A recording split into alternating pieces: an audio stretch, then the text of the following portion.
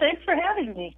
Absolutely. So, want to get started, and I love the book. Absolutely loved it, loved it, loved it. So, I want to talk first about just your transition from your business. I know that you were running your marketing, I think it was, and just how you made that transition into your life's purpose. Of course, this show is to motivate and to inspire, but most importantly, to inform the people that listen.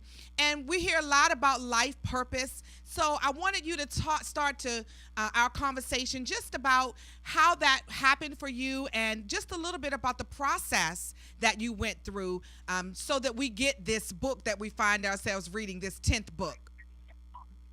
Well, in Good Unstuck, Be Unstoppable, I talk about a lot of different ways that I found myself stuck and was able to really push through it. And I think all of us can relate. I'd been stuck in relationships. I'd been stuck financially. I was an emotional spender. And so there was a point in my 20s where I had racked up a lot of credit card debt.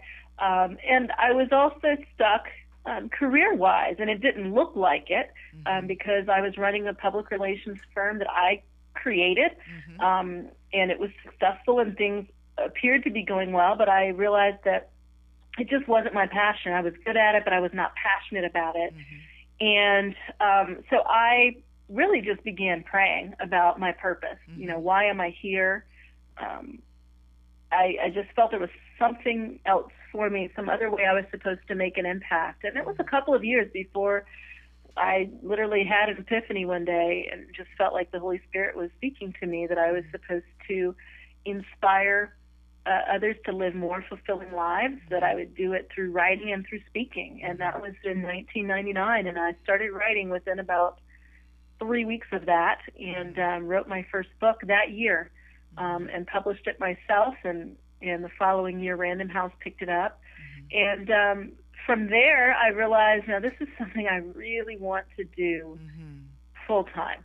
This is my calling. And so less than 2 years after I had that epiphany and before I even started writing the book, less than 2 years later, I sold my business and began writing and speaking. And it was quite a journey. It wasn't like an instant type of success at all.